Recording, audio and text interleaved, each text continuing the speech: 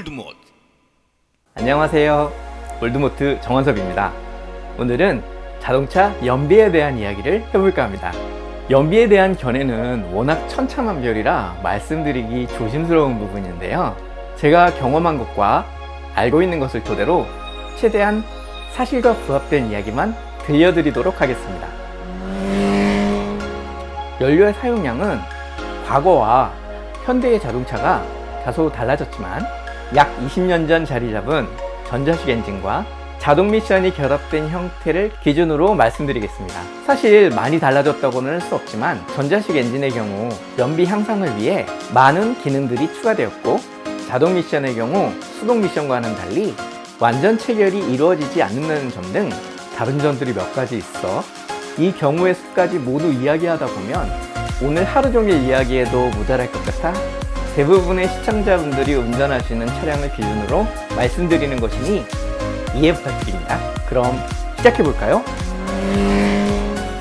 연비의 계산 방법은 두 가지로 나뉩니다. 우리나라에서 많이 사용되는 1리터당 이동거리를 계산해서 km/L로 표시하는 방법과 유럽 등에서 많이 사용되는 100km당 사용 연료량을 계산해서 L/km를 표시하는 방법이 그것이죠. 그리고 번외로 시간당 사용된 연료를 표시하는 L/H가 있습니다. 우리는 km/L로 계산하는 것이 익숙해져 있죠. 하지만 수입차의 경우 L/100km로 표시되어 있는 경우가 많아 헷갈릴 때가 있습니다. 정확히 계산하여 바꾸려면 100 나누기 리터 하시면 되는데요. 간단히 그리고 대략적으로 계산하시는 방법은 10을 기준으로 하는 것입니다.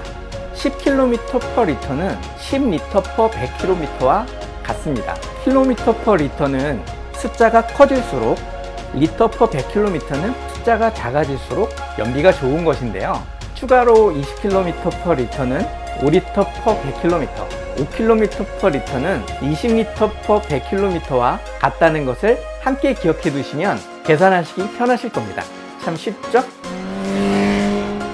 여러분, 연비가 가장 안 좋을 때가 언제일까요? 많은 분들이 급출발시라고 알고 계시지만 실은 엔진 시동 시입니다.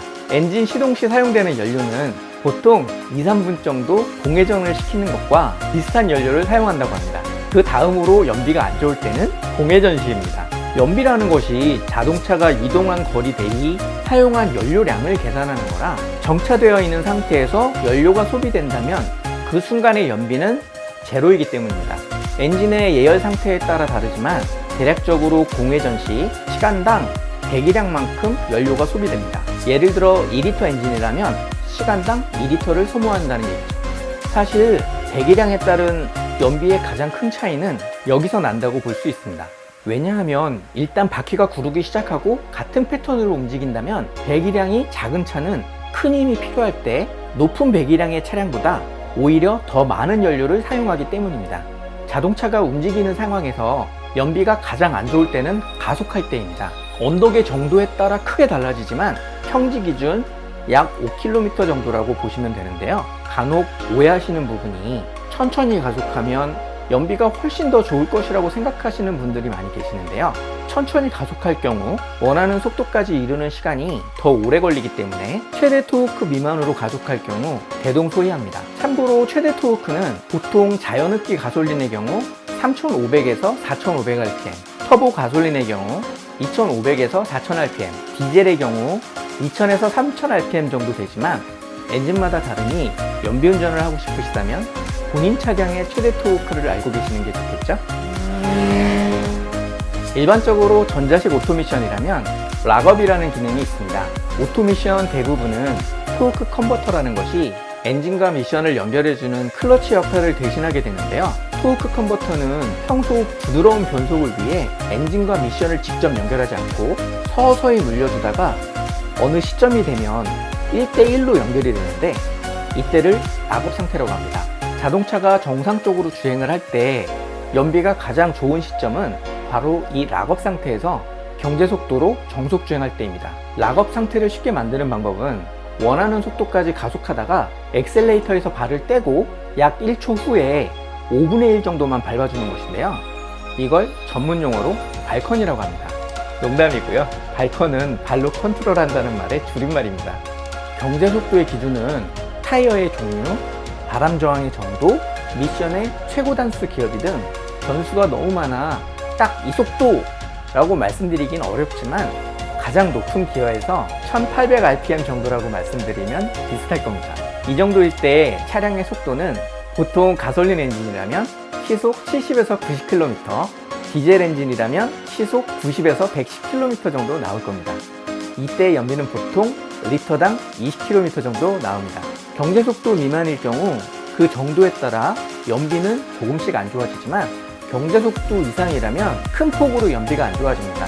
특히 시간당 120km 이상으로 과속한다면 연비는 기하급수적으로 안 좋아집니다. 하지만 뭐니 해도 연비가 가장 좋을 때는 퓨얼컷 상태에서 관성주행을 할 때라고 말씀드릴 수 있습니다. 이때 차량은 이동하지만 연료 소비는 제로이기 때문에 연비는 무한대라고 할 수 있죠. 퓨얼컷은 전자식 엔진의 기능 중 하나로 연료 소모가 불필요한 시점에 오면 엔진에 더 이상 연료를 공급하지 않는 것을 말합니다. 보통 시간당 60km의 속도로 주행을 하다가 엑셀레이터에서 발을 뗐을 때 시속 약 40km의 속도에 다다를 때까지 작동하며 이때 엔진은 회전하지만 연료는 전혀 사용하지 않게 되고 바퀴에서 미션을 통해 전달된 운동 에너지를 이용해 엔진을 회전하게 됩니다. 특히 하이브리드나 전기차의 경우 이 시점에 배터리 충전도 이루어진다는 점에서 이 구간을 최대한 활용한다면 연비 향상에 큰 도움이 된다고 할 수 있습니다. 그럼 지금까지 말씀드린 내용을 토대로 연비 운전하는 방법을 알려드리겠습니다. 우선 공회전을 최소한으로 줄이는 게 좋겠죠? 디젤 엔진의 경우 예열은 필수이기 때문에 최소 1, 2분은 어쩔 수 없다고 치지만 가솔린이나 가스차의 경우 장시간 주차한 것이 아니라면 바로 출발하되 엔진 보호를 위해 1, 2분 정도는 1500rpm, 최대 2000rpm을 넘기지 않는 것이 좋습니다. 예열이 충분히 됐다면 교통의 흐름에 따라 충분히 가속해주는 것이 좋습니다. 그리고 안전거리를 충분히 확보해 브레이크의 사용을 최소화하는 것이 좋은데요. 브레이크를 사용한다는 것은 운동 에너지를 강제로 감소시키는 것이기 때문에 연비에 특히나 불리하기 때문입니다.